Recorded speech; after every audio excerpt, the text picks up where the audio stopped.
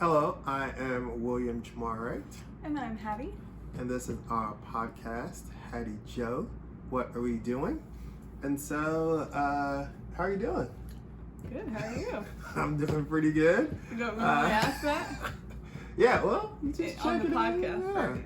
So, we are, this month, we are going to discuss, like, our relationship with the police.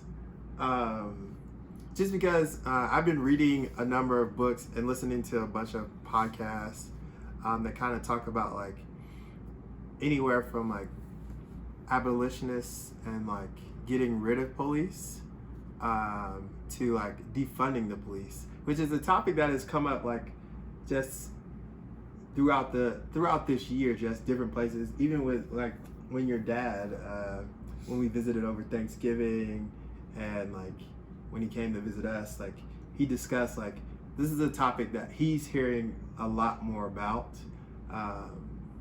and I thought that was very like it was interesting because I just don't hear very many like white people. Dudes, yeah. Well, white people in general. It's not just old white dudes. It's like Sorry, Dad. We're calling you old. yeah. And I'm meaning like white people in general, just talking about like defunding the police and like thinking about like their relationship to the police. Sure.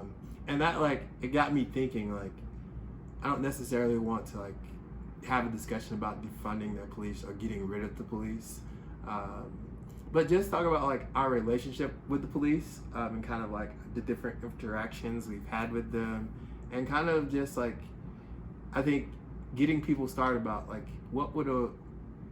what is our relationship to the police, and like what would a world without we're not necessarily going to discuss what a world without police would look like, but just like in our current relationships with police are they necessary? Like, do we have to have them? What do they provide? If Yeah. they are necessary, what do they provide that is necessary? Yeah. Is there anything unnecessary? So I think that's great. Before we dive in, I have two questions for you. So the first is, in your mind, what is the difference between defund the police and abolish the police? Is there a difference? Or So there's definitely a difference. Like, okay. I feel like defunding the police means there is like a lot of like militarization of the police in terms of the police are getting the same things we give our troops and soldiers to go off to war. Okay. So in your mind, defunding the police doesn't necessarily mean get rid of them. And it doesn't also necessarily mean, okay, my father's a police officer, that's his livelihood and income, now he's going to have no income. Yeah, no, so it does not mean that. Okay, and so I think that's an important point, because I do think, kind of like you say, a lot of people, white people especially, that don't really follow this, they hear defund the police and they automatically think, well, just like everything in this capitalistic society, what that means is get rid of the police. And what that also means is all of our hardworking, good-serving police and public servants that are making their livelihood from this are now suddenly out of a job. Yeah. So I do think that it's interesting, right, that that's where some people's minds leap to. Mm-hmm. And so I do think that prefacing that so everyone's on the same page with what are we actually discussing here is important. Well, even like I feel like defunding the police is on like a spectrum towards, and it's very like getting towards like abolishing the police and getting rid of the police. Okay. And I would say that like, but in very much, I guess to me that's kind of in contradiction to what you just said with demilitarizing the police. So in a defunded, you said, I asked you, what does defund the police mean? And you said, well, in a lot of cases, the police is getting the same weaponization that our troops are getting. yes. And so defunding them means taking that away. Yes. But that doesn't mean taking away the whole police, right? And then you came after it and said, well, defunding the police is on a spectrum leaning towards getting rid of the police. Yeah, so and do you so see like, how that's contradictory? I don't see how it's contradictory, but like obviously On one side you said it's not the same as getting rid of the police, and then on the next statement you said it's on the same spectrum, getting very close to getting rid of the police. Yeah, so we live in a world that like it's not gonna have like we're not gonna go from this year like having police to next year abolishing the police. But like Sure. we could go from like this year like taking some like limiting the budgets of the police force to like next year like do we need as many like police officers to like like years down the road being like, hey, are police officers even necessary? So like that's what I mean by on the spectrum. Okay. So like you like today we have a system, but in nowhere in America is that system just going to be automatically like taken away in a short period of time. So that's why I also feel like saying, oh, it's on the spectrum. It's like, well, any change, like we have what we have now, any change that's more weaponization, more involvement of police in regulating things, or there's less weaponization, less involvement, right? So anything on that less side, even if it's the teeniest, tiniest step, I feel like is in lining with what you said about on the spectrum towards like abolishing the police. Yeah, and so like I think that means my original statement is true, that like defunding the police is like on a spectrum towards like abolishing the police. Yes, but it's not the same thing as abolishing the police. No, and I don't think the two are not the same. Right. So what would a defunded police situation look like versus an abolished police situation, to illustrate the difference between the two? So a defunded police, you would still call the police. Like the police are still here, and like the police would still serve the role. They just wouldn't have like the militarization, or maybe not as many of them as there are now. And so when you say militarization, like can you be specific on what that means and looks like? Military gear, like stuff that you send people off to war with, or even like robo dogs. Like, what do we need like dogs that are robotic dogs on the police force? Like, do we really need like robotic dogs on the police force? So things like that like would be like on the spectrum of defunding the police. Okay, got it. And I'm not as well like versed on like what it would actually look like. Well, of course, that's kind of up for the country to decide, right? Like what it would actually look like. Yeah. It's not something we've ever done before, so it's not something we can say, oh, it would lould like that instance. Yes. Right, and it's but something I do radically think that, different like, from the situation we have. So it's also I don't hard know to how say, like radical like it would be. It would just be not giving them as much money as they have, and so like in not giving them as much money, we would have more money to like invest in other parts of like our society. Like, well, so this is where I think it's important to talk about, because if you just say we're going to give them less money, they can still spend it on these crazy weapons, these crazy body armor robo dogs. They might not have as many, but they can still spend it any way they want, right? Versus like if you put legislation in place to say that only money can be spent on these things, or we have a cap on how much money can be spent on these other things, to me that's very different than just saying here's your current budget and now it gets cut in half, because they could theoretically still spend their money on, right? You could also say you keep your same budget, but instead of having free reign to spend anything however you want, you have a maximum of 5% of your total budget that can be spent on weapons of this class and above, and on personal protective devices of this class and above, right? That's very different than saying your budget is now cut in half, but do whatever you want with it. Because they could still have all the same stuff that they have, just, do you see what I'm saying? But not like if you cut the budget in half, like I think we're getting a little bit down in the weeds here, but like I don't think that like the issue is that like the police are spending too much money, and there is other places that see, that's another place where I'm interested to say the issue is they're spending too much money. Okay. Like, how come? To me, the issue is there's systemic racism and systemic discrimination, and they are out here killing people when they don't need to be killing people.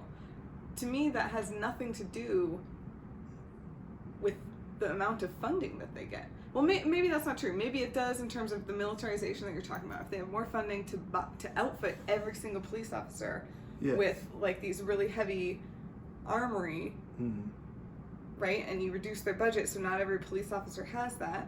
It might have an effect but on does things. Any police officer need that? Well, right. So that's part of the discussion I feel like we're going to have. Well, but my point is, like, I think it's interesting that you think the problem is they have too much money, where I think the problem might be like changed a little if we change their financial structure. But to me, the problem is generally independent of money, and it has nothing to do. Like, I fully believe, so you know how we have firefighters? Some are paid positions by the state, just like police officers are. Yes. And others are like, we're volunteer firefighters. Yes. And the volunteer firefighters, it's not like they get $0. They get a small stipend in return for their service, but it's not something that anybody could live on. So like any volunteer firefighter has a separate other job, right? Yeah. I believe, and this is just my observations and belief of the world, if we put the police to that similar model, where it's only volunteers and people get a small stipend and there's just a teeny tiny budget in the state budget to like have a working police car, have a working fire truck, right? I think we would still have issues with police officers killing people when they don't deserve to be killed. We would still have issues with all sorts of these police brutality situations.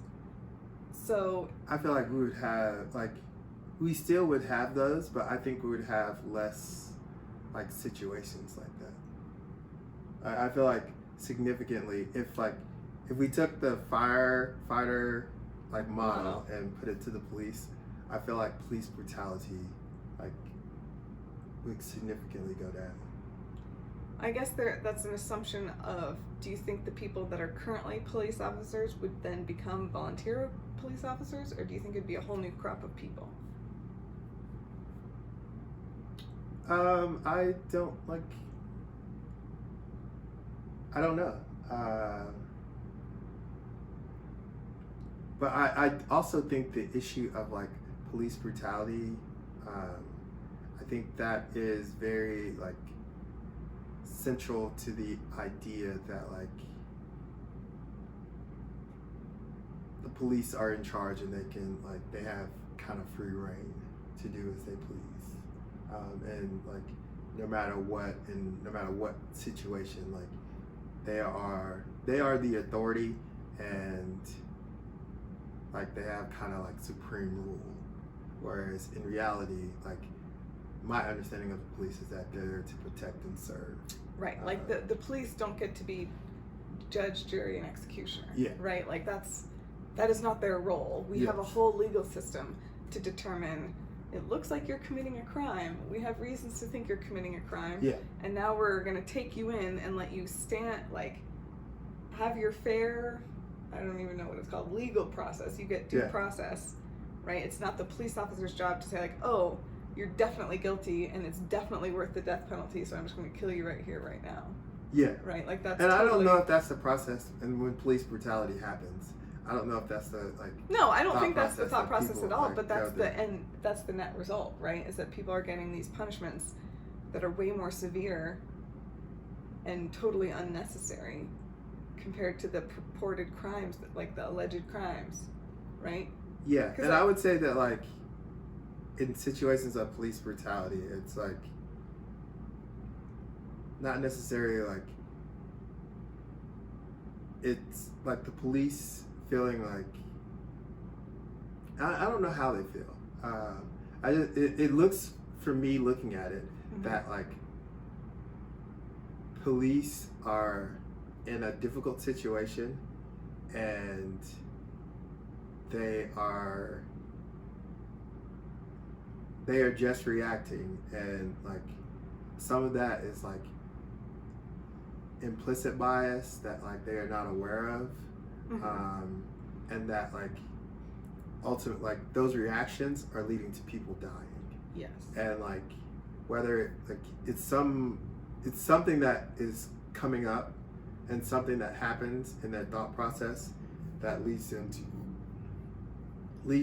police brutality on a higher level for like minorities than for right. white people. And all I'm saying is that the net result of that is all these victims of police brutality don't get the due process that they are deserving of. Yes. I definitely agree. Maybe my words were confusing, but I was not intending to mean a police officer is like thinking in their mind, ooh, I think that this penalty should be this. Like, Yeah. I think that they're definitely, like, I totally agree that it's more of implicit bias, reacting in a very heated, high pressure situation. Okay, so anyway, I just thought it was really interesting, and I thought it would be important for our audience to hear about when you say, well, I don't really want to talk about abolishing the police or defunding the police, but since you bring those up and since different people have different understandings of what those mean, I think it'd be really important to kind of define what that means and what that looks like. And so I think we did that. Yeah, and I would definitely say that, like, from my perspective, like, defunding the police means like cutting their budget. And I don't know if like there needs to be a legislative process on like how they spend that budget. I just think that like the police definitely have like an abundance of resources, and like defunding the police, in my opinion, means that like, do the police really need all of these resources? Like, do they need to be militarized? Do they need to have like robotic dogs? Do they need to have these like souped up SUVs? Like, there are all these things that like police departments are spending money on that like may or may not be necessary for them to do their job. Sure. And so like I feel like defunding the police is like within that realm. And just to be and clear, this is just you like believe, big spectrum. Yeah, big spectrum. Picture. And you believe that that's gonna have a significant effect on reducing instances of police brutality? To defund the I police? think that like defunding the police and putting those resources towards other parts of society could definitely have an impact. At least like it can have an impact on the way that like maybe the police like see minorities, or like it can have it has a way of having an effect that like I have not necessarily sat down and thought about, but I do think that like it could have an effect, as opposed to like, hey, there are some protesters for police brutality. Like, these people are protesting within their own rights, and now instead of our police being like, hey, we need to get out like our armored trucks, like all of our body gear, our machine guns, like we need to get out here and we need to like we need to go to war against the people basically that are protesting. As opposed to doing that, they may say, all right, our budget, we don't have all of this militarized equipment. And so like, what are other ways that we can think about that we can address this problem? Or we can think about like, can we think about other ways to like try and solve the solution, as opposed to just like going to war against the people that are protesting? Sure. And so if you don't have the equipment, then you have to get creative and start thinking about ways to like handle the situation, as opposed to just, oh, well, it's time to get out the riot gear. Right. Or I mean, because I do think that in that particular example, I think that a lot of people have very different things in mind when they think of a protest, right? Some people think of a lot of people in the streets making noise, signs, you know, that sort of thing. Other people, their mind immediately goes to bricks through glass windows, like shops getting burglarized, like stuff set on fire, right? Like, and to me, those are, one is a peaceful protest and the other is like rioting in the streets that's no longer peaceful, right? So I think that, again, it's important to be very clear a lot of these labels that we use evoke very different images in people's minds. So I think it's really important that we're very clear about what we're talking about. Yeah, and even if people are rioting, like, what are they rioting about? Like, nobody's out. I don't know very many people just are out rioting right now. True, but remember when, I think it was at the beginning of the pandemic, or it was similar, close to the time we were still living in North Carolina, and maybe it was the year before, I don't know, years get all messed up in my mind with this pandemic thing, but remember when there was like these KKK rallies and Donald Trump was like, he wasn't condoning them, but he wasn't they not condoning them either. Do you know what I mean? Yeah. I guess when I hear like, oh, well, let's just think about what these people are rioting about, like, my first response is like, it's not always good people or good ideals that people are rioting for. But would you have that response to a KKK protest? Okay, like, so let's listen to what they're rioting about and let's try to make society agree with what they want. Like, I'm not trying to make society agree. It's like, I'm not trying to get society to agree with what they want, but like, in the response to like the Charlottesville, I think you're talking about. So like, in response to like Charlottesville, I do not remember seeing like or hearing about the police getting in tactical gear to go out and stop the riots or the protests. Totally agree. And so like, in that case, there wasn't a police response to that. Even like, if it was a riot, which I don't think it was, but like, there was like, it was a protest, and there wasn't a police response to that. And so, but it did become violent, did it not? It became violent when the guy hit there was like counter protest, and there was a woman that like lost her life. Yes, because a guy went driving through the crowds. Yeah, but my point is that like, whether like, no matter like whether it's a riot or whether it's a protest, and whether I'm in favor of the riot or in favor of the protest, I don't want to see the like police militarized and as a response to it. So I appreciate you sharing your perspective, and I think I understand what you're trying to say. And I agree with you, like, in so many ways up to a point. Like, I feel like if it is a peaceful protest, no matter who is protesting, whether I agree or not, the police response should be nothing more than watching to make sure it doesn't start to become more violent. Okay. But I do feel like, and I don't know what the best answer is, but when it does become more violent, I do feel like there needs to be some type of response. From the police? From maybe not the police, but maybe some group that can help de-escalate the violence.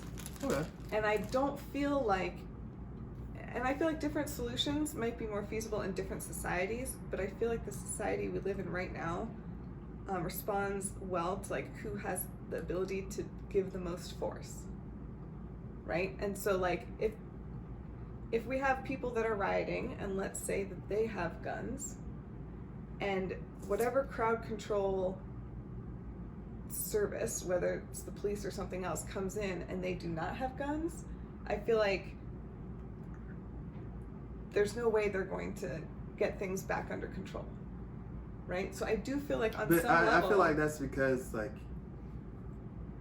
we kind of like, we lack the imagination to think of like, we live in such like a domination like society that is like, I agree with that. All right, in order to like, if somebody is rioting, the only way to stop them is to show force in order to stop them from rioting.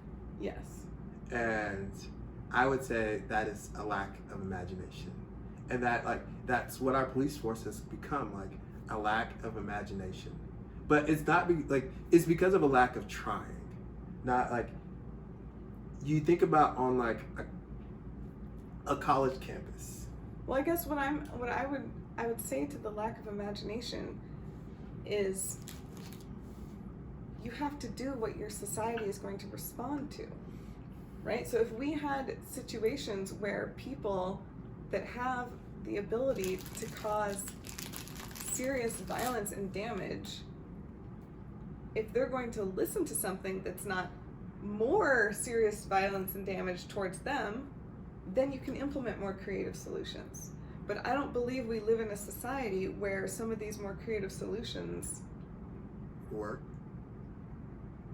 would specifically work, right? But I do agree with your point of like, and I also think I agree with you, we're getting off in the weeds here, because how often do like truly violent riots happen? Do you know what I mean? Like, and on some level, it's not like first, or at least in my experience in like the African American community, like there are only violent riots when there's been like a specific case of like a wrong that has like boiled up to like a point, and like there's no response from like anyone, like there's no like response or recognition that things are even wrong in the first place. Yeah. Right. And so like from my perspective, that is when like riots happen. But I don't speak for everyone, so like right. And again, like maybe that's the type of thing where we would want to call in the special forces. Like we would want to call in. No, I wouldn't want to. Well, no, but I realize from your perspective you wouldn't want to, but in terms of, do we need police to handle that scenario? Like maybe we don't, and maybe the part of society that believes more like me that at some level we might still need a brute force method, but that level can be reserved for something that like the president has to organize and call in, right? So it's not just like the police force gets to make that choice, like someone that has a lot of people advising them and checks and balances, right? Like to make those types of decisions for those types of responses. Because I do fundamentally agree with your original, what I think is like the central thesis of your opinion, which is the police currently are equipped with tools of mass destruction, for lack of a better term, and when you have a hammer, everything's a nail. And so if you have these weapons of mass destruction, basically, like I know that's kind of hyperbole, it's not like atomic bombs or anything, but that's what it feels like on a societal level when such atrocities are happening. Yeah. Then that's the tool you're going to use to every single problem.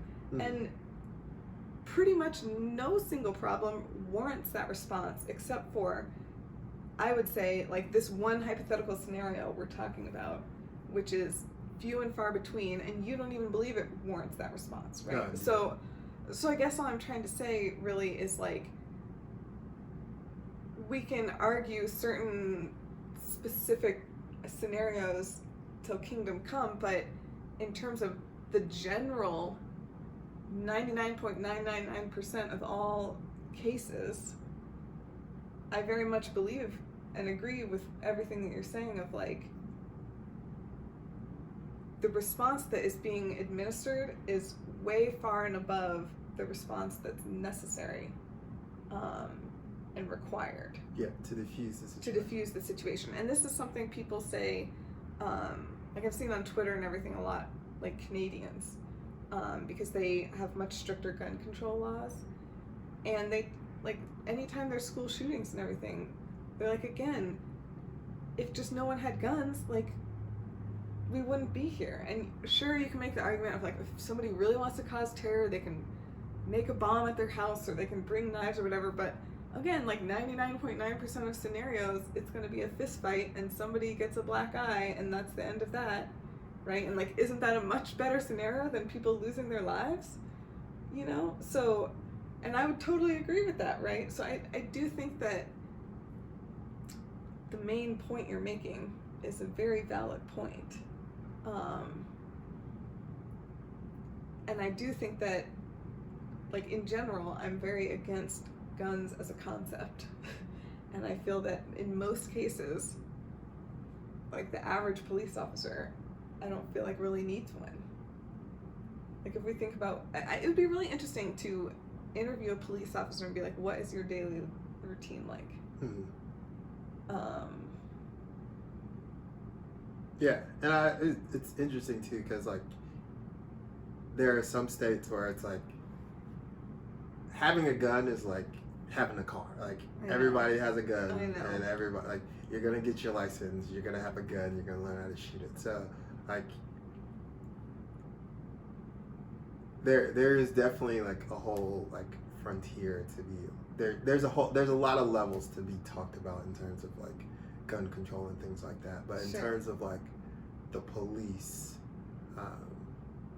I think you could definitely make a strong argument that like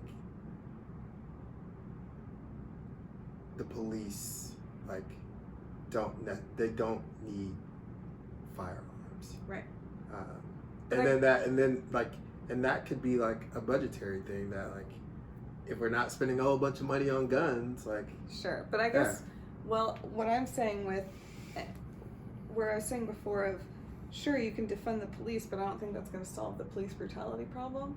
Like George Floyd wasn't killed with a gun, right? Guns had nothing to do with that. And I still feel like there's going to be plenty of scenarios that someone gets pulled over or someone is thought to be committing a petty crime and unnecessarily large amounts of aggression are shown in response that is not necessary, that can still be lethal. Yes. And I feel like, but even like I would say that like by defunding the police, like we see even in the George Floyd situation, like there was still a whole nother like 7 to 8 minutes where like another officer could have intervened. Totally agree. But like with a gun, like all it takes is a split second and someone's totally agree. Like, so I totally agree. The concept of if I remove the matches from the situation, nothing can ignite in flames. Totally get it. If I remove guns from the situation, no one can die from a split-second decision of a gun. Yeah, but however, people can still die. People can still die, and people can still experience extreme acts of police brutality, even if the police don't have guns. So that's, I agree that removing guns and defunding the police so that they have smaller budgets, not able to spend as much on these types of weapons of mass destruction, can help reduce the number of instances of police brutality, but in my mind it's a band-aid to the situation as opposed to fixing the underlying problem. But the underlying problem is racism. Yes, agreed. And so like, so that's my whole point of like you can take the guns out of it, but you're still going to see police brutality. But like that's like along the spectrum of like ending racism, like, and that's it's gonna be we're just gonna it's gonna take time. Right. And so like, what so are these band-aids? Yeah, what are these? Well, what is the progress that we can take while we are trying? What is the process that we can take with the police while we are trying to end racism? Because racism is like racism is much bigger than just the police, and racism is not going to be like solved in a generation. Yeah, if it was, like, it already would have. You know, like and so we have to figure out like we have to figure out ways to keep people alive here.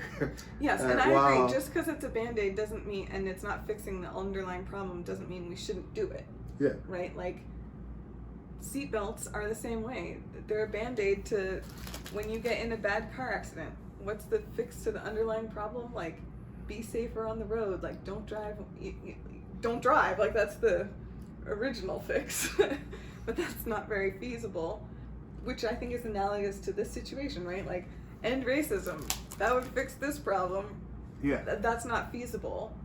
Right. What's the next right now? What's the next best thing we can do? Because ultimately we want to save lives. Yeah. So we wear our seatbelts. And like, ultimately, we do want to end racism. Right, but like, just like you said, that's not something we can do in the short term, and anything we can do to save even one life, I think is worth it. Yeah. Right? Okay, so I feel like we have gotten all sorts on, like, defund the police, abolish the police type thing that we weren't really thinking about. But so I would like to segue into what you had originally intended this conversation to be about, is our experiences with the police. Because I think that you and I had a conversation similar to the vein that we're about to start on in the past. And it kind of led me to kind of be like, well, yeah, like, what do I use the police for? Like, how do the police help me? Right? And so I think that going down that thought process is interesting and might allow people to have creative solutions to, okay, well, if we didn't have the police, what could we do? Or think, because I do think a lot of people have a knee-jerk reaction to, like, absolutely not, we can't get rid of the police. Absolutely not, we can't defund the police. Because again, it goes back to our culture of, we respond to whoever is the dominant one that can give the most force. But the dominant one, like, most people that say, like, don't get rid of the police are the ones that don't interact with the police. Right. But, like, so they don't ever have to, like, or they're people not that in own response. guns of their own, so they don't feel that they need the police. Or, and like, they don't, like, I feel like those people don't have very many interactions with police. And so, like, because they don't have interactions with the police, they don't have to respond to the dominant force. Right. But see, and that's where I would kind of argue the opposite. Like, if you don't ever interact with the police, why would you have a need for them? Why wouldn't you be okay with getting rid of them if you never interact with them, you've never had to worry about because them? I think if you never interact with them, you think that they're the ones that are keeping you safe. And so, like, I don't interact with the police. The police are not here, so I'm in a safe area, and so therefore, like, the police are doing their job and keeping my area safe. The police are keeping me safe, and because I don't interact with them, they're doing their job. Which is such an interesting line of thought, because logically, like, emotionally, I get it, and I agree. And I think that you're right, that that's likely what people's trains of thoughts are. But logically, that's totally backwards, right? If the police aren't, like, let's take our apartment complex, right? If I see no police around, I'm like, oh, it must be a safe apartment complex. The police are doing their job, right? Per the thought process you just outlined. But no, it's a safe apartment complex because of the spirit of the people who live here and the culture of the community, right? And so if you're in a situation where you need the police, like, it's the community that's making it unsafe, or it's the community that's making it safe. It has nothing to do with the police doing anything about it. Do you know what I mean? Like, lack of police doesn't mean the police are doing their job. Lack of police means the citizens that live here are wonderful to live with, and we don't need police intervention. Right? I get what you're saying, but, like,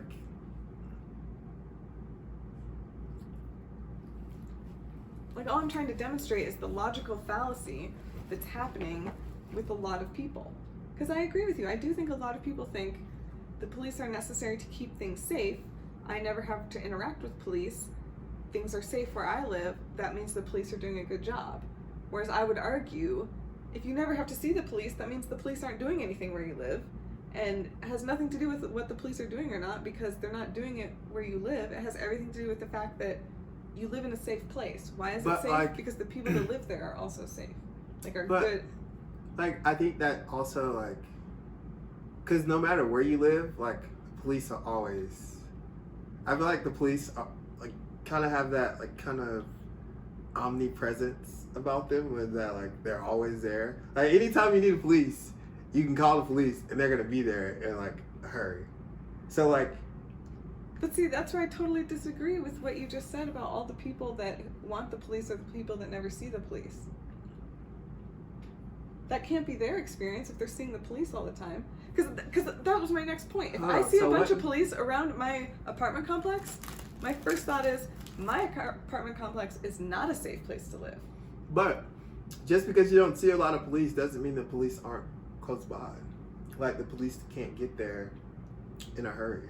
True, but it's also not like they're like out patrolling around, keeping the peace. But if I always know that, like, the police are close by, and, like, no matter what situation I'm in, I can always get the police here, like, in a snap of a finger, then the fact, I don't need to see a police officer around the corner in order to know that, like, the police are keeping me safe. Interesting. Because I also, when we had this conversation previously, one of the things I talked about was feeling like, what are the situations in which I would call the police, right? If I'm being robbed, if I'm being attacked, like all these things, or if my house is being invaded. But it's also like, sure, even if the police can get there in 4 minutes, that's too late, right? An intruder comes into my home, even if I am in one of those scary movie scenarios, I'm like hiding under the bed, able to call the police, like, I still have to survive 4 minutes in my house with an intruder in my house. How's that helpful?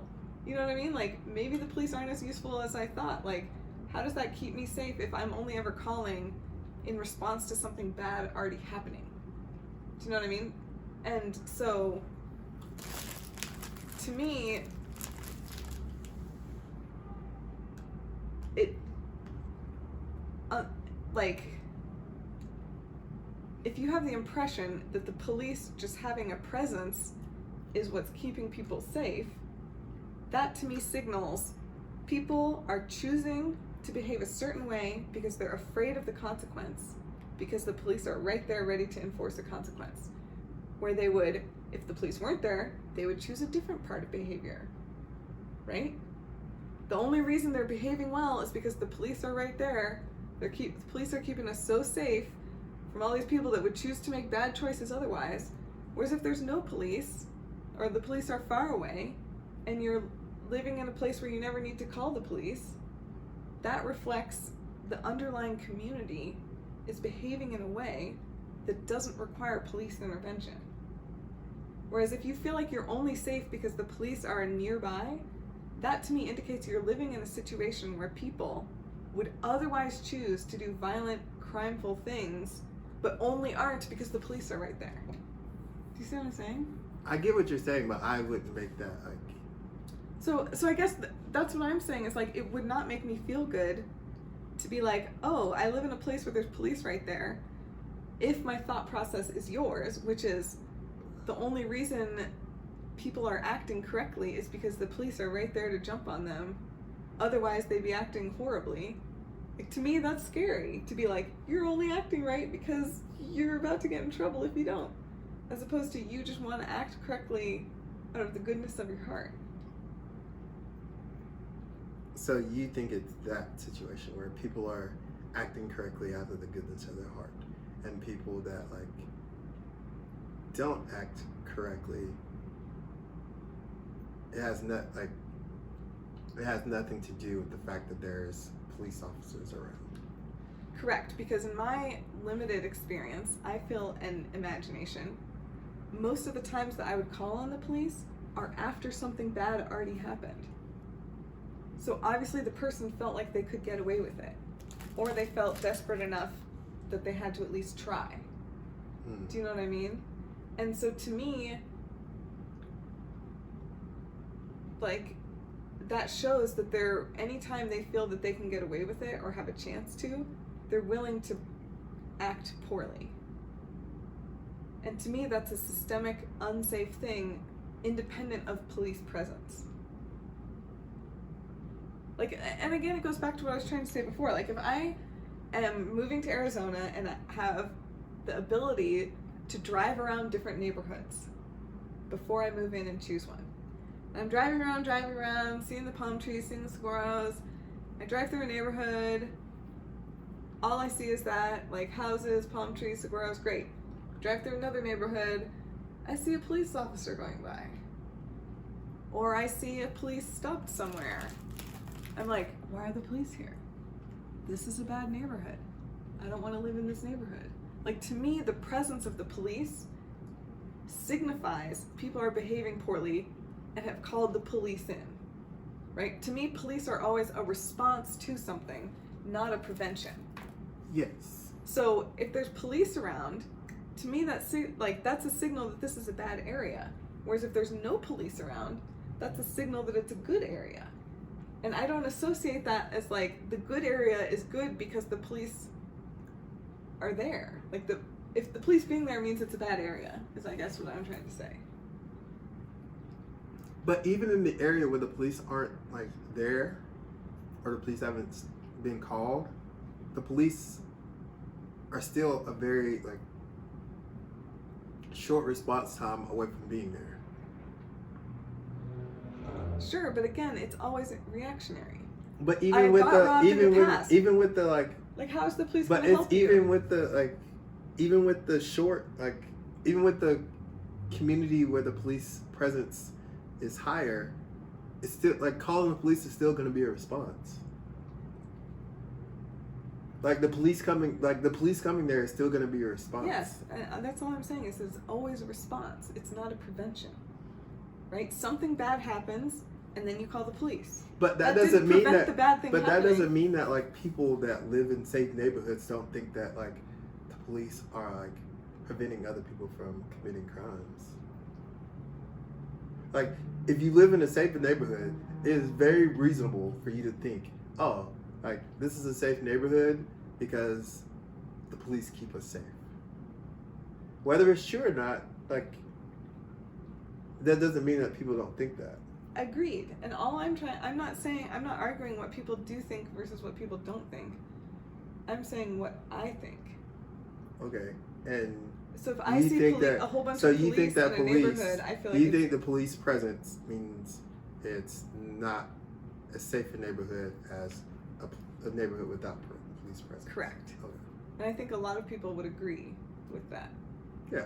And I guess all I'm trying to make is from that observation, the extension is, why do I feel like if the police are cruising around, it's a bad neighborhood versus if there's no police, it's a good neighborhood? And my response to why is because police are inherently reactionary. A bad thing happens, and then you call the police. Mm-hmm. Very rarely is someone in a situation where they think it might be bad and they're able to call the police and prevent the situation. Yeah. It's always reactionary. So like, if you don't want your house to be robbed, calling the police is not the answer, right? Like your house is going to be robbed. Like if someone's trying to rob your house and the police just might help apprehend the robber later, but you're still going to be robbed, right? Yeah. Someone is trying to sexually attack you. Police comes as soon as they can. 3 minutes later, that could still be too late, right? They could help. I guess what I'm trying to say is, police don't stop crimes. Police don't stop crimes. I agree with that. And so, kind of to that thought process of like, what is my experience with the police? I really only have 2 experiences with the police, and one's not even like mine. I would say it's my brother's. But my general experience with the police is, and I guess I should say I have 3 experiences with the police. The first experience is being pulled over for speeding, which is a more than once occurrence, unfortunately, because I couldn't learn my lesson. And to me, that was something that was nerve-wracking because I was afraid of the consequences, but the consequences for me consisted of points on my license or a fine. Like there were financial consequences, but never once was I afraid for my life or anything like that. Like the worst outcome in every single one that I could imagine was truly paying a big fine. And so that's a situation where I'm like, I do think it's important to have, like when I'm on the road, seeing a policeman definitely reminds me to make sure I'm following the speed limit. right? So I think there could be some type of traffic control people that are doing that job to try to help maintain safe roadway practices. But for a cop to pull me over and tell me I'm driving poorly doesn't require them having any type of weapon whatsoever. Do you know what I mean? So anyway, that's one experience that I've had with cops. The second experience is when I was in grad school and the house that I was living in was robbed while we were away at Thanksgiving. And we called the police in reaction to being robbed. Like, they didn't stop it from being robbed. And essentially, they came and looked at things. And they brought a detective. And he came and looked at things. And they were like, we'll try to apprehend the people. And of course, nothing ever happened. There was no apprehending the people. And it was mostly just like 90% of our dealings with the robbery was the insurance. Like, the rest of it was like pointless, nothing.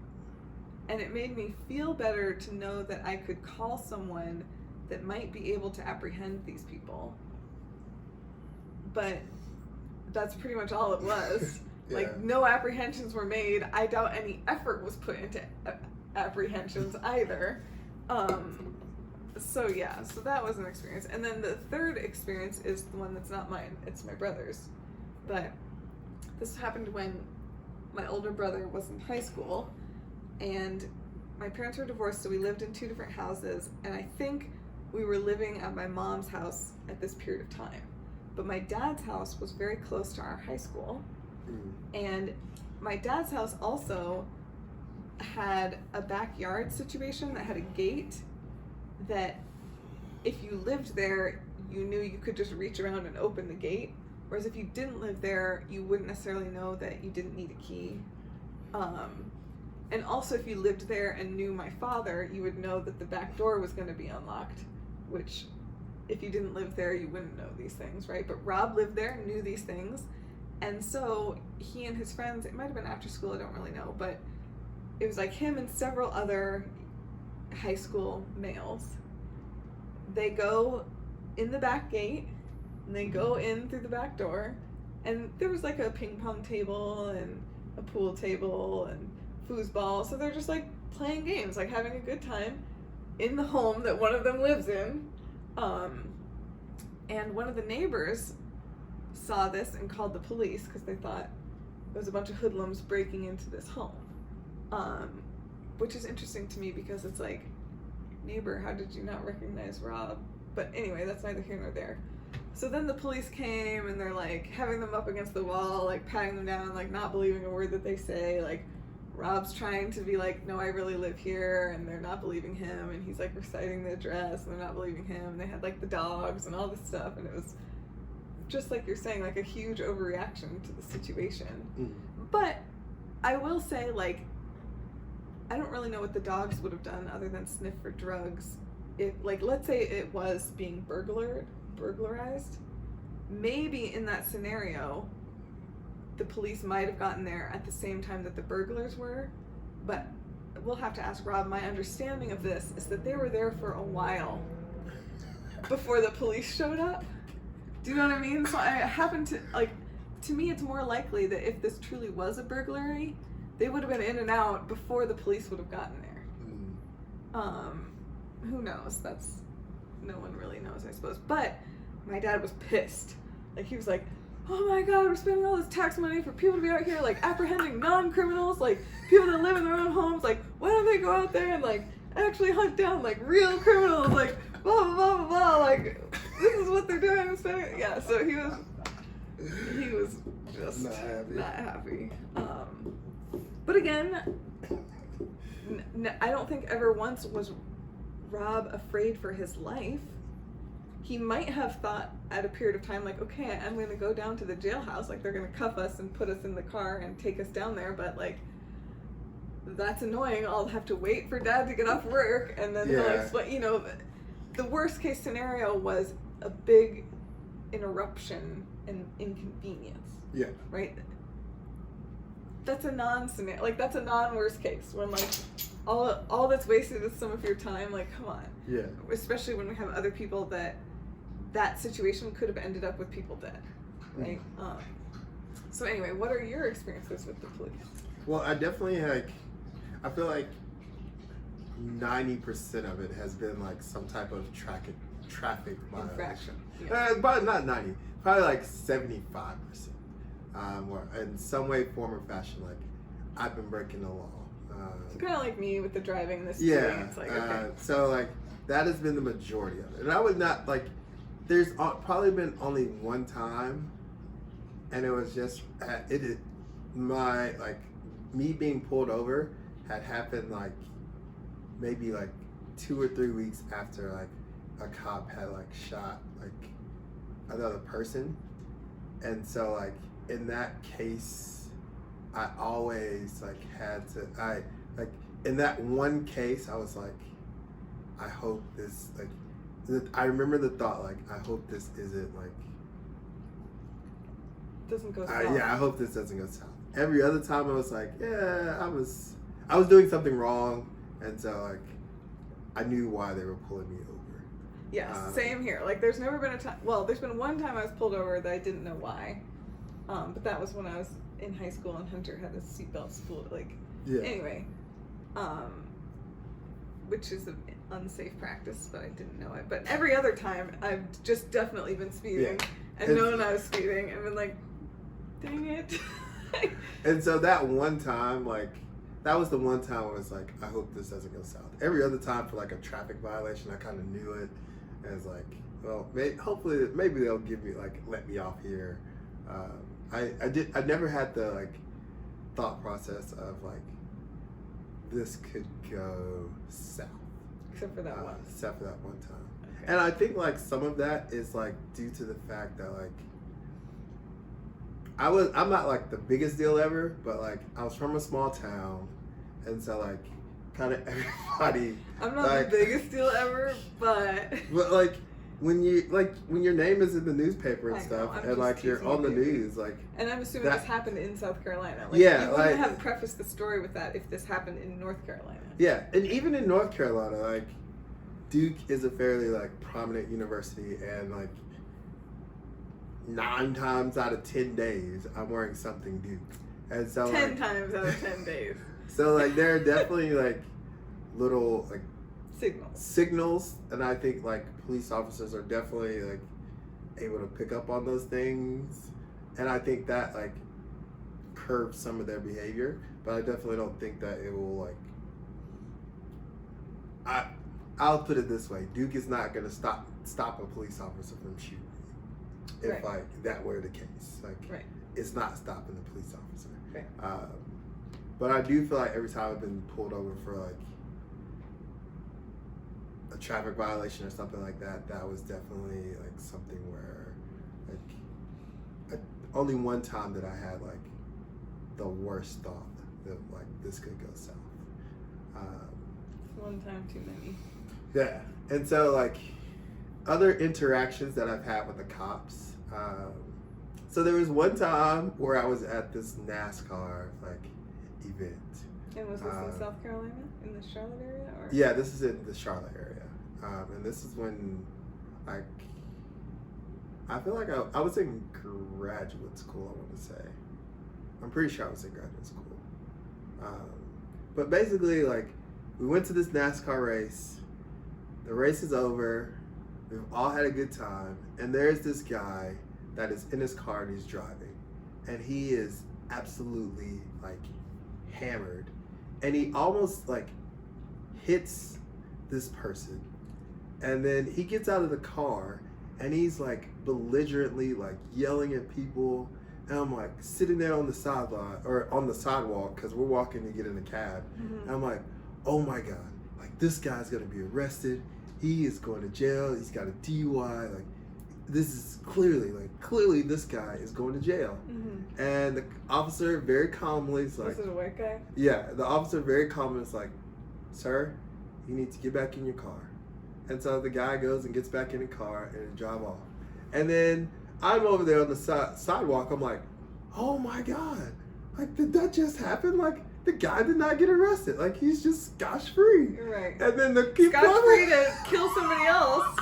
And so the guy drives off. And And then the cop turns around at me. He's like, "Excuse me, sir, do you have a problem?" I'm like, "No, sir." And I just turn around. No, sir. And I just turn around and keep walking. So did you say, like, "Oh my God," is that why he turned around? And I'm like, literally, the whole time this is happening, I'm like, "Oh my God, like, I can't believe this. Like, So what is going you're on?" vocalizing. Yes, I am vocalizing this. Like, I am very clearly in astonishment that, like, this guy happens, is not yes. being arrested. Yeah. And, like, he's just going to be allowed to drive off. And the cop, like, very, like, he was clearly more upset at me for, like, noticing this situation than the fact that, like, the situation was going on. Yes. And so That's a problem. we Law-abiding yeah, citizen we expresses continue to walk, astonishment. and I'm just like, the whole night, I'm just like in a maze. Like the rest of the evening until I went to bed, I'm just like, I can't believe that just happened. And like, yeah, so that was like one of the more like, I just couldn't believe this. Another interaction that I had with the police is like where I actually called the police, like, because I had no other options. Okay. And, or I felt like I had no other options. And was this when you had what was the... No, so like basically the situation, like, I don't want to get into too many details, but basically like I was at my house and like there were people there that I didn't want there, but like it wasn't like a violent situation. I just didn't want to. I couldn't get them to leave. Like no matter how much I pleaded with them, no matter like what, like no matter what I did, they just wouldn't leave.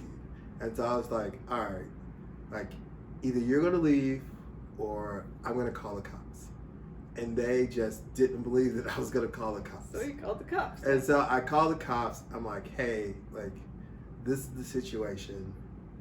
It took like 4 or 5 minutes. The cop got there.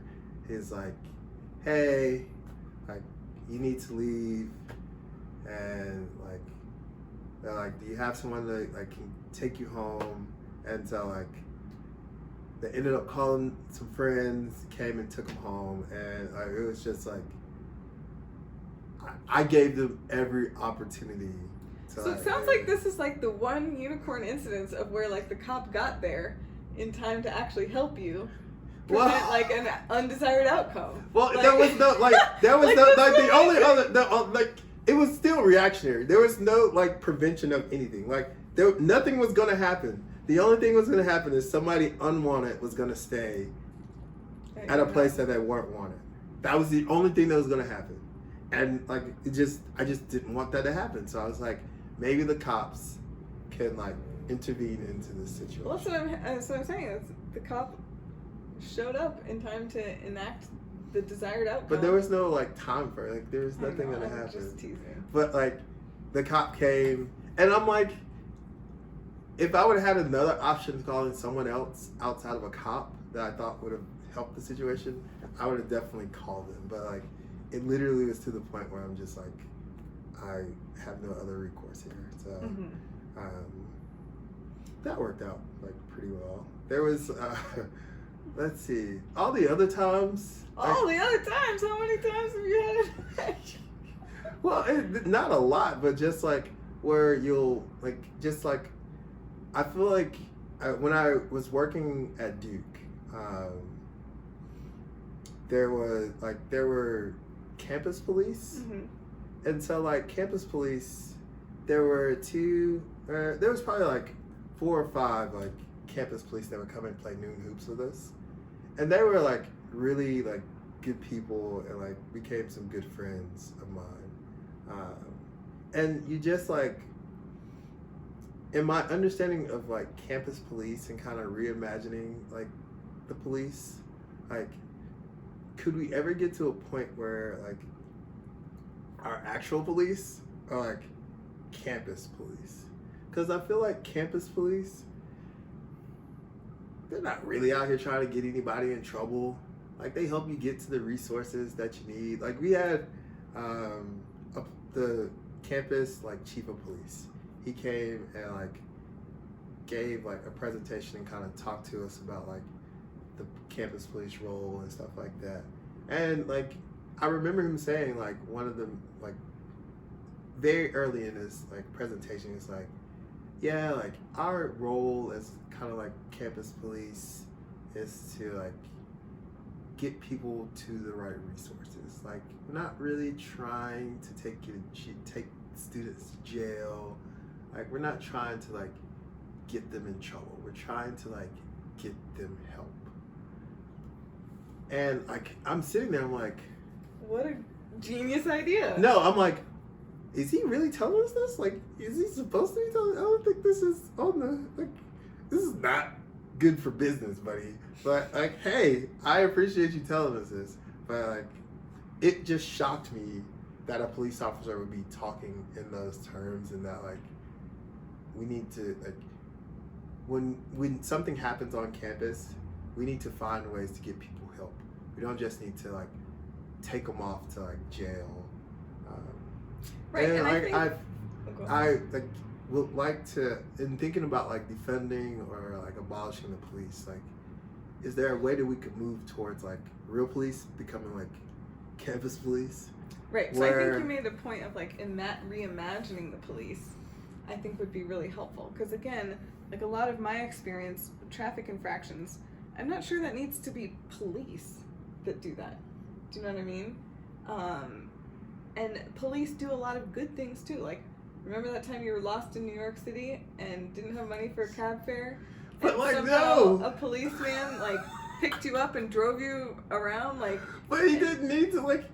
First of all, like, that police definitely helped me out, but it wasn't necessary. Like, sure, but he I guess just what I'm gave me saying, like a 30-second ride around this ramp. But all I'm saying is I'm sure that same thing has happened to many, many people, right? And like that's a useful, helpful thing, Yeah. right?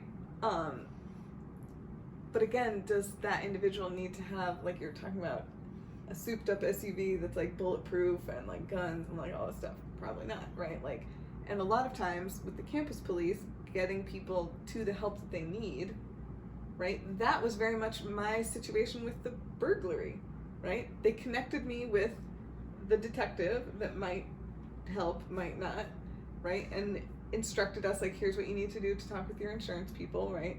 But that was it, right? They were connecting me to the resources, right? And so I feel like with you needing people to leave, it was less of connecting you with resources, but just kind of being that like independent enforcer or like independent. Yeah, I would just say moderator. like a mediator. A mediator, yeah. that's the word. I would say he was just a mediator to like calm the situation down. And I think that like our society, we could probably pay like professionals that don't have guns, that are able to come in and mediate the situation and talk people down. Absolutely. Or whatever needs to be done that doesn't require like a violent response. Absolutely. And I think there's plenty of, we could talk for another couple hours on all the examples where that's the case, right? Yeah. And talking about certain instances, like maybe it would be better to have this person connected to a mental health professional, or maybe this person needs to go get some other type of medical help, right? Yeah. Like, as opposed to going to jail or like a violent response. So again, that concept of reimagining some type of connecting service is really helpful. Like one thing that I see a lot in my job is since we deal with so many traffic accidents, again, the police are kind of the connectors, right? Someone calls 911 and that connects them to the police, the fire department, the EMS. And it gets the police, the fire department, the EMS, they're on scene as fast as possible. But in that case, it's the fire department and the EMS that are really doing the majority of the job. The police usually just take photos after the fact, right? And again, that's an important thing, but it doesn't require any type of gun or something to do, right? And the fire department is usually there to extricate people and stuff like that. So I think that there's lots of functions that the police actually do, and most people think of the police as doing that Solving crowd crimes, control, yeah. solving crimes, preventing crimes type thing. Whereas I think that there's a huge spectrum of things the police actually do that could be a different type of public servant, right? That is more that connecting you to resources you need. And even just doing that could easily bring down the amount of money and stuff that the true police are using, right? Because then maybe we could conserve the true police for other things, such as like riot control, if we really think that's necessary, or what have you. And kind of like you're saying, if a lot of these other connectors don't have the equipment to do serious harm is not going to be done as often. Like I feel like that's kind of contradictory to what I said before, because I'm like, you defund the police, you're still going to have police brutality. Yeah. Right? So there's still a high chance that people in this new public servant role are going to have implicit bias and are going to display racist behaviors and might not do their facilitating job to the best of their ability or whatever. But I also think that, like, if someone comes to help you that is not a legal enforcer, even like, you're gonna have less of a response that's so defensive. Do you know what I mean? Like, I do think a lot of times, like with traffic incidences, people end up going to jail because the cops searched their vehicle for some reason and found something that they maybe shouldn't have had. And that often turns violent when it doesn't really need to. And again, why did the cops search the vehicle in the first place if they were pulled over for speeding? Do you know what I mean? But if the person that's coming to help you doesn't have the ability to search your car and apprehend you for this other crime, like, that's just not a thing that they're allowed to do because that's not in their job description, right? Then that whole scenario can be avoided. Yeah, you definitely bring up an interesting point. And like, and I feel the same about campus police. Like, a lot of students, like the whole campus police thing, I remember they trained us at the beginning, if you're underage drinking and someone is in serious need of help, like, you call campus police and it'll be very obvious that they were underage drinking, and likely you were too, but no one's gonna get in trouble for it because we're just here to help them be safe, right? And obviously I don't want to say like, oh, let's just allow people to break the law, and that's not really what I'm going for here, but it's the concept of like, I'm more willing to call this person to help because I know I'm not going to get in trouble, right? So if I'm, I guess in traffic instances, it's usually less that you call for the help, but it's not a perfect analogy, but it's kind of that concept of, I have no apprehension of this person coming to help me or investigate what's going on because I know that they don't have any power over me to take me to jail or to give me some punishment of some kind for something else. Mm-hmm. And I think that would lead to more people, if we had a connector with like mental health and stuff, like more people using the service because there's no opportunity cost. Like, either it stays the same or someone gets the help they need. There's no negative repercussion to me even calling for this helper.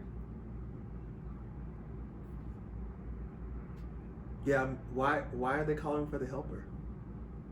Because something is not right.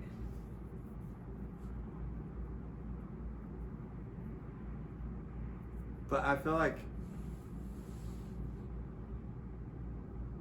yeah, I think you kind of lost me there a little bit, but it doesn't matter. Yeah, but like, I feel like just kind of thinking about like our relationships to the police will help us kind of like reimagine like what defunding the police might look like, but also what like what does not having the police do look like in the future? And like, Right, are or they necessary? reimagining Yeah, the- are they necessary? Right. Yeah. Cool. All right. Well, that's what we're doing. See ya. No deuces. See ya.